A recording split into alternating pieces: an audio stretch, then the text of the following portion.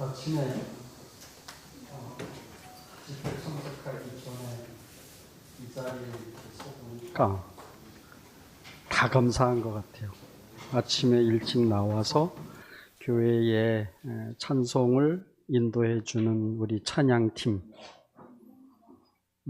이런 분들이 이 교회의 진행을 돕고 또 주님이 오고 가시는데 불편하지 않도록 그 길을 닦는 그런 의미가 있는 거죠. 그래서 그 부분도 감사하고, 또 한 가지 교회에 감사하고 싶은 거는 지금 몽골에 우리 김 목사님 부부하고 우리 그 형제 자매들이 가 있죠. 근데 그 7명이 요번에 여름 집회에 다 참석하겠다, 이런 연락을 받았습니다. 그래서 박수 한번.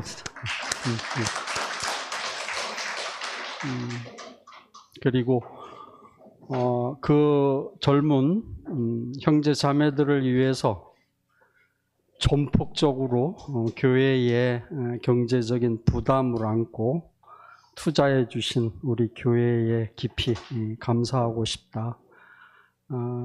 우리 복음이 아무리 좋아도 우리 젊은 형제 자매들한테 재생산이 되지 않는다 하게 되면 그냥 우리끼리 좋고 말지요. 그런 닫혀진 교회가 아니고 끊임없이 젊은 형제 자매들에게, 그리고 함께 가는 교회 울타리를 넘어서 우리의 복음의 그 생명력이 얼마나 왕성하고 그리고 풍성한지를 이렇게 입증하고 증명할 수 있는 그런 교회 생활이 됐으면 좋겠다 하는 생각을 갖고 이 자리에 섰습니다. 그 카톡방에 이렇게 올려놓은 것처럼 그 하늘에 계신 우리 아버지, 이게 주님의 기도로 이렇게 우리가 잘 알고 있는데, 원래는 그 제자들과 예수님과의 관계 안에서 그 세례 요한의 제자들은 세례 요한이 이렇게 기도하라고 알려주셨는데 왜 우리한테는 기도하라고 알려주시지 않습니까? 이렇게 제자들이 물었을 때 예수께서 제자들에게 너희들은 이렇게 기도해라, 이렇게 알려주신 것이 주님 가르쳐 주신 기도거든요. 물론 주님의 마음이 반영된 그런 기도이고 주님의 갈망과 생활이 반영된 기도이지만 그 초점은 주님에게 있는 게 아니고 제자들에게, 너희들은 언제 어디에 있든지 간에 너희들의 기도의 중심은 이거야, 이것을 이렇게 알려주신 것이 바로 주님이 가르쳐 주신 기도의 출발점이다, 이렇게 생각하시면 좋겠습니다. 그래서 그 내용 중에 나머지 부분들은 살아가면서 여러분들과 같이 교제하는 가운데 녹아지리라 생각하고, 오늘 여러분들과 같이 은혜 나누고 싶은 것은 마태복음 6장 9절 그 한 절만 보겠습니다. 그러므로 너희는 이렇게 기도하라. 하늘에 계신 우리 아버지요, 이름이 거룩히 여김을 받으시오며. 이 부분 중에서도 하늘에 계신 우리 아버지, 그 부분을 갖고 여러분하고 같이 은혜를 나누고 싶습니다. 그래서 저는 이 기도를 할 때마다 내가 기도하는 대상은 어떤 분인가, 그리고 그분은 내게 어떤 기도를 원하시는가, 이것을 이렇게 깊이 생각을 하게 되죠. 그리고 이 하늘에 계신 나의 아버지라는 그 부름과 그리고 나의 반응이 넓어지고 깊어질 때 이상하게 제 인생도 변화의 폭이 넓어지고 깊어지고, 그리고 그런 만큼 내가 사는 세상과 그리고 함께 사는, 함께 가는 교회 안에서 이 생활이 이렇게 달라지는 것을 경험하거든요.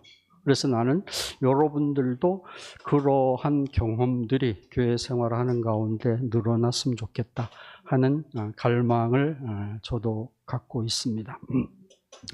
그래서 그 처음을 이렇게 보면 하늘에 계신 우리 아버지, 그리고 하나님이 한편으로는 하늘에 계시는 분으로, 한편으로는 아버지로 우리가 부르고 고백되어지시는 그 하나님은 어떤 분일까?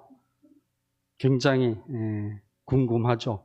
저는 이제까지 교회 생활을 해오면서 내가 예수를 정확하게 알아야 하는 이유는 뭘까? 바로 그 하나님이 어떤 분인지, 그분에 대한 길이 되고 그분을 제대로 아는 생명이 되고 그리고 진실이 되기 때문에 예수가 저한테 소중했어요. 그래서 나는 이 부분을 생각하면서 모든 것이 내가 사는 동안 나의 인생의 목표는 뭔가? 나를 나되게 하신 그리스도를 정확하게 알아서 그리스도를 그리스도 되게 하고 나를 나되게 하신 하나님에게 돌려드릴 것을 돌려드리고 그리고 찬양할 것을 찬양하고 그리고 형제 자매들과 나눌 것은 나누고 그렇게 살았으면 좋겠다 하는 갈망을 갖고 이제까지 이렇게 살아오고 있는 것 같아요. 그래서 제가 11시, 2시에서 이렇게 나온 이후에 뭐 거의 습관적으로 내 자신의 갈 길과 그리고 내가 누려야 될 새로운 그런 전환점에서 당신이 내게 어떻게 찾아오시는지를 좀 예민하고 정확하게 캐치하기 위해서 그때부터 저는 주기도문을 아침, 저녁으로 일어나서 바로 그리고 자기 전에는 다 하는 것은 아니지만 하늘에 계신 우리 아버지, 대개의 나라와 영광이 다 당신께 있습니다. 이렇게 간단하게 저녁에는 기도를 하게 됐어요. 근데 그 수많은 시간이 지나면서 지금 저는 왜 나는 하늘에 계신 아버지, 이렇게 예수가 아버지에 대한 기도를 시작하실 수 있었었는지 그게 저한테 이렇게 깊이 새겨졌던 것 같습니다. 그래서 그 내용에 대해서 이야기를 할까 합니다. 그래서 하늘에 이렇게 표현된 그 하늘이라는 것을 여러분들이 상상하면 여러 이미지가 떠오르죠. 그렇지만 성경에서 그 하늘에 대한 첫 문을 열어주신 것이 창세기 1장 1절이죠. 태초에 하나님이 천지를 창조하시니라. 그래서 우리는 보통 우리가 보고 느끼고 감각할 수 있는 천체로서의 하늘, 그리고 우리가 발을 딛고 농사를 짓고 건물을 짓고 살 수 있는 그 땅까지를 지으신 거로 이렇게 생각하지만 성경을 쓰고 또 하나님을 경험한 사람들은 하나님이 계신 그 하늘은 그 이상이야. 이런 마음들을 갖고 있는 것 같아요.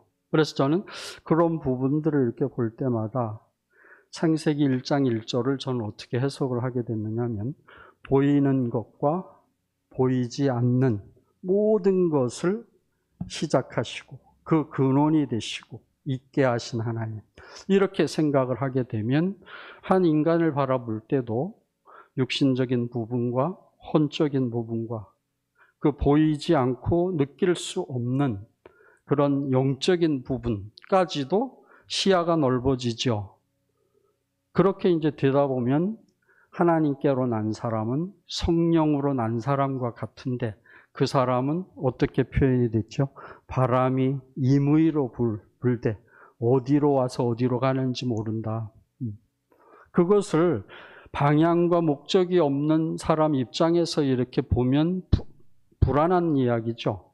그리고 공허한 얘기고.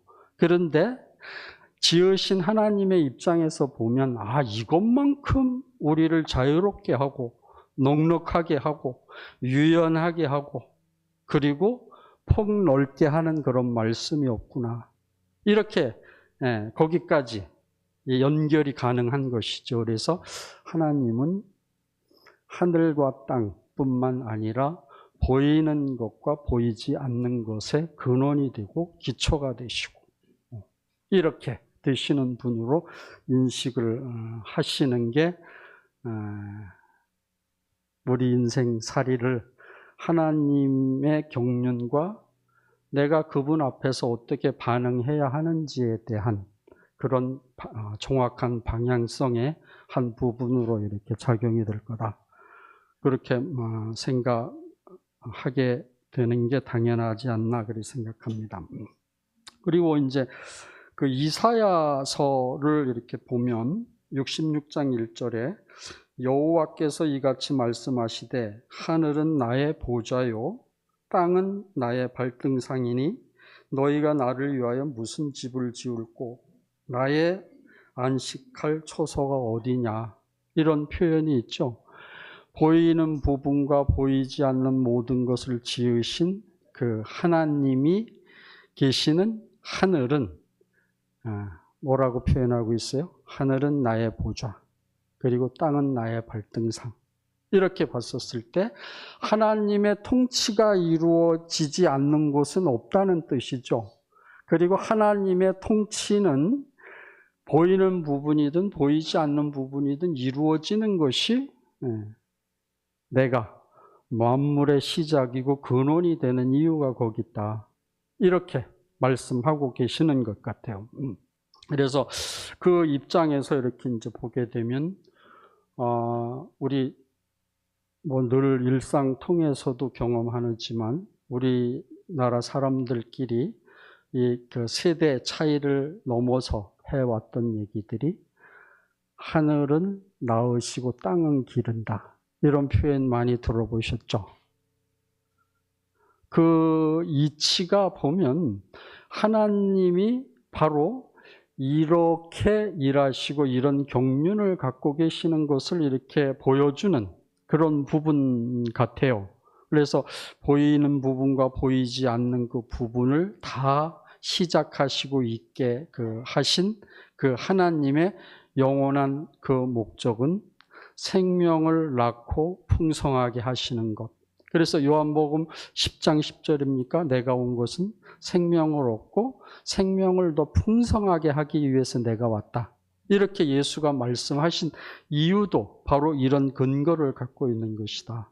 이렇게 우리들이 성경을 읽어갈 때도 근거가 확실하고 그것이 이게 어떻게 말씀 안에서 그리고 인격적으로 생명 안에서 확장이 가능한지를 나는 여러분들이 교회 생활하면서 유일하게 가장 정확하게 누릴 수 있기 때문에 교회 생활이 한편으로는 참 중요하다.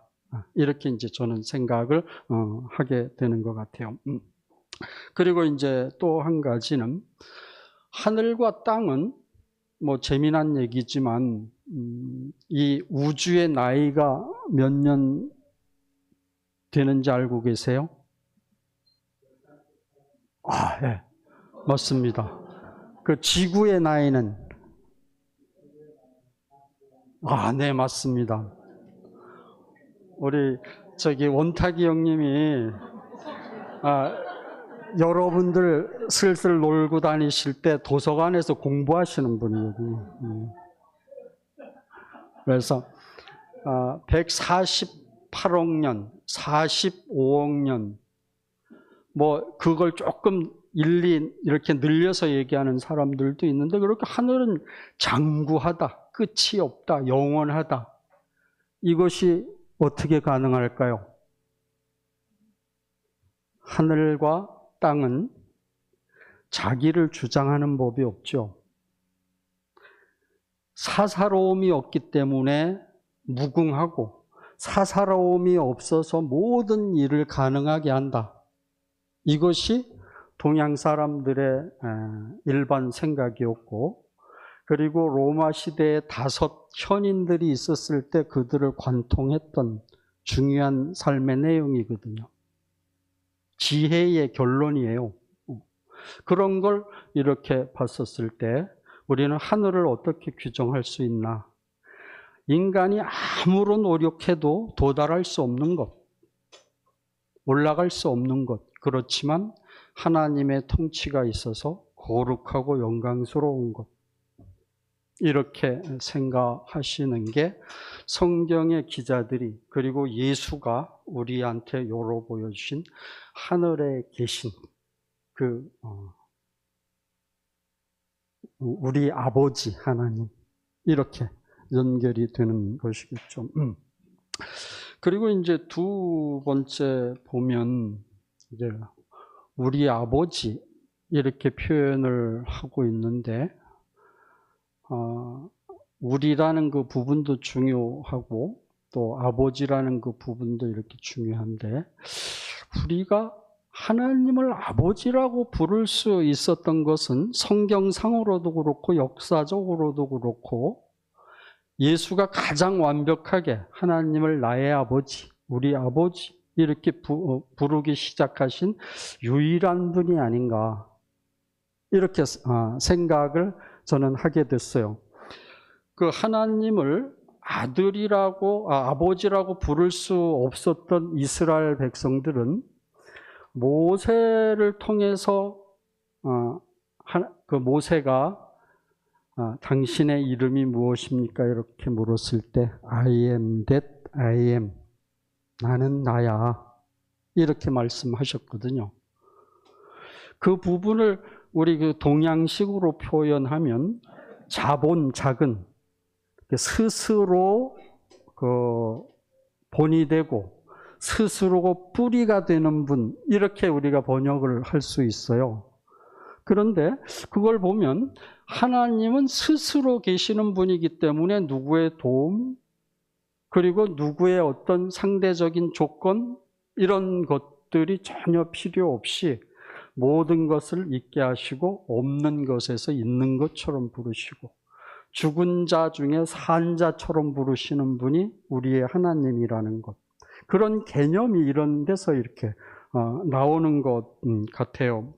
그래서 그런 그 부분이 그 성경의 그 역사를 보면 그 성경이 시작된 기점이 어디죠? 창세기부터인가요? 그렇죠. 출애굽기부터 성경은 시작이 됐어요. 그리고 출애굽기의 경험을 한 이스라엘 백성들이 우리를 이런 은혜 가운데 이끄신 분은 누군가 추적하고 난 그 결과물이 태초에 하나님이 천지를 하셨다. 거기서부터 시작이 돼가지고 아브라함을 부르시고 야곱과 그 이삭과 야곱의 하나님으로 그 표현이 되고 하신 분이 모세에게 비로소 나는 나다, 이렇게 나타나신 그런 이름으로 드러나시는 분이 됐고, 그걸 보면 우리가 출애굽기 4장 22절에 그 모세와 이제 하나님과의 그 대화 내용이 있습니다. 너는 바로에게 가서 이렇게 이르라. 이스라엘은 나의 맏아들이다. 이렇게 모세에게 말씀하시거든요. 이스라엘은 나의 장자야. 이렇게 가서 얘기해, 바로한테. 대신 나의 장자가 나를 섬기기 위해서 바로 내가 그들을 보내지 않으면 내가 애굽의 장자를 싹 죽일 거야. 이게 모세에게 하나님이 말씀하신 그 마지막 표현에 이스라엘은 나의 장자야, 이 표현이거든요. 그래서 이스라엘 백성들은 하나님에 대해서 너무 두렵고, 그리고 또 공포스럽지만 존경스럽고, 그리고 너무 그 영광스러운 분이기 때문에 그 모세가 만난 하나님을 어떻게 얘기를 하죠? 여호와 하나님인데, 그건 그 뭐라 그럴까요? 모음이 다 상맥이 돼가지고 묵음처럼 이렇게 불려질 수밖에 없었던 그런 상황 속에서 하나님을 아버지라고 이렇게 부를 수 없었겠죠. 그래서 그 이스라엘 그 백성 개개인을 포함해서 이스라엘 모두에게 그들이 고백했던 하나님은 전능하신 하나님, 지극히 높으신 하나님, 위대하신 하나님, 영생의 하나님, 이런 식으로 고백되어질 수밖에 없었던 것 같아요. 그런데 이런 위대하시고 능력이 많으신 그 하나님이시기 때문에 어떻게 하셨어요? 애굽에 종살이하고 있었던 당신의 백성 200만, 그걸 여자 아이들 다 포함하면 400만 이렇게 계산을 일반적으로 하죠. 그렇게 해방시킬 수 있었던 것이고, 그 당시의 모든 문화와 언어는 어디에 귀석이 되어 있었는가 하면 피라미드 구조, 맨 위에는 왕이 있고 제사장이 있고, 그 다음에 귀족이 있고, 그 다음에 평민이 있고, 노예가 있는 그런 구조 하에서 가장 밑바닥에 있는 백성들을 해방시키신 하나님. 그런데 예수 시대는 어떤 시대였어요? 구조적으로는 똑같은 것 같아요. 위에 로마에서 파송된 왕이 있고, 분봉왕이라 하죠. 분봉왕이 있고, 그 밑에 사제들이 있고, 바리새인, 서기관, 사두개인, 이런 사람들이 있고, 그 다음에 평민들이 있고, 예수의 제자들은 그 평민과 그 밑에 걸쳐져 있는 그런 사람들이었죠.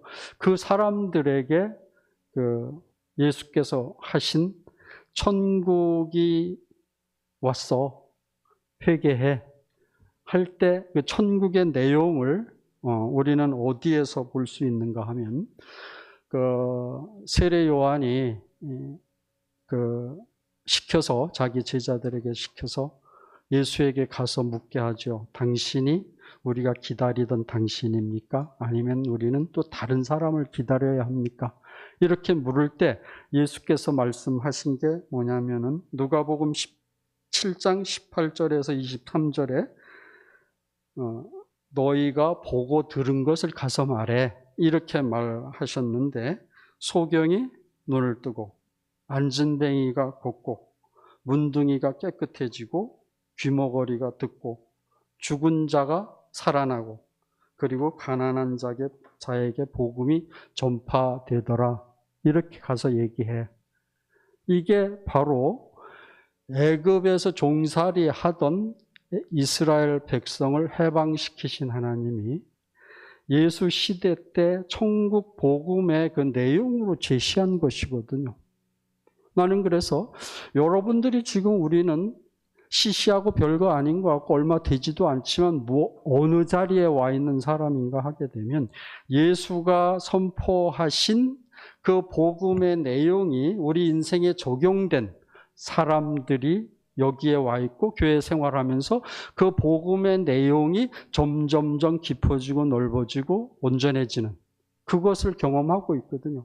우리가 지금은 잘 모르고 있을 수도 있고 잘 인정이 안 될 수도 있지만, 어느 면에서는 소경이고 어느 면에서는 벙어리고 어느 면에서는 졸름발이고 어느 면에서는 죽은 자고 어느 면에서는 구제받을 수 없는 문둥병자고, 이런 부분들이, 그리고 제일 마지막에 마음이 가난한 자에게 복음이 전파된다 하더라. 이 부분에 대해서는 안 걸리는 사람 없죠. 우리는 그래도 뭔가 내세울 게 있고 자랑할 게 있고, 그래도 이런 부분들이 여전히 남아있는 그런 삶을 살고 있는 사람들인데, 예수는 거기에서 해방되는 게 내 복음의 본질이야, 이렇게 얘기를 하고 계시거든요.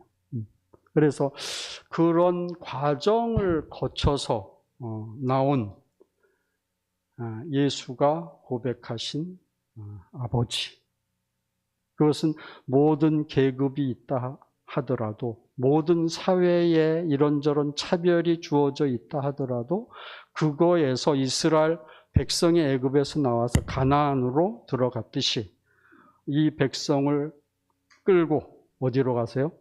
계급과 문둥병과 벙어리와 귀머거리, 이런 모든 장애가 점점 없어지는 교회로 우리를 부르셨다. 이것이 바로 우리가 교회 안에서 고백할 수 있는 하나님 아버지, 하늘에 계신 하나님 아버지, 이런 개념이거든요. 그리고 이제 또 한 가지는 이스라엘 백성에게 주어진 것이 하나님이 구체적으로 표현된 그 당시의 은혜의 선물이 뭐였죠? 율법이었죠. 그리고 예수 시대 때 우리에게 문이 되고 길이 되고 생명이 되신 그 은혜의 결론은 뭐였을까요?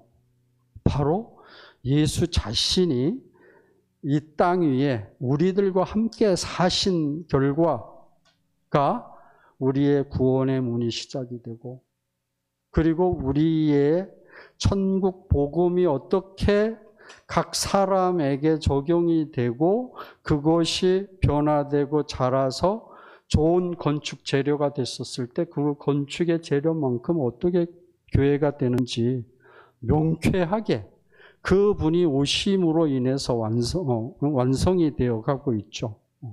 그것이 바로 구약의 시작인 출애굽기를 봐도, 그리고 예수가 오셔서 우리에게 보여주신 그 예수의 그 일하심의 결과는 그 무엇을 하시든지 간에 제자를 부르셔서 제자들을 먹이고 변화시키셔서 어떻게 하셨다고요?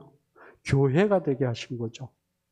그것을 우리는 김 목사님 말씀을 통해서 로마서가 어떠한 사도행전의 어떤 경로를 거쳐서 로마에 복음이 전파되는지 그걸 역력하게 보고 있죠. 그것이 예수께서 우리에게 내가 전한 그 복음의 내용이 이거야, 이렇게 말씀하신 것의 총체적인 결론이기 때문에 그 다음에 아버지는 모든 것을 시작하시고 모든 것을 먹이시고 양육하시고 온전케 하시고 그 자식의 그 수준만큼 자라게 하시는 게 아버지죠. 그런데 그 아버지의 목적은 너 혼자 완전하게 되는 게 아니야. 같이 우리로 사는 게 아버지로서 내가 너희들한테 내 삶을 분배하고 보여주고 살아낸 결과는 그거야. 난 이 말씀을 생각할 때마다 예수가 한 얘기 중에 밀이 하나 떨어져서 그대로 있으면 저주지요. 밀 하나 뿌려가지고 하나를 거두면 그것만큼 저주가 어디 있어요. 어떤 밀이든 정상적인 밀이 뿌려지면 20배, 30배, 60배, 100배 늘어나서 수확을 하게 돼 있어. 이것이 예수 자신의 설명이고 예수 자신이 우리에게 생명을 분배하신 이유가 거기 있거든요. 나는 여러분들이 교회 생활하면서 그런 부분들을 예민하게 포착하고 예민하게 경험을 했으면 좋겠다.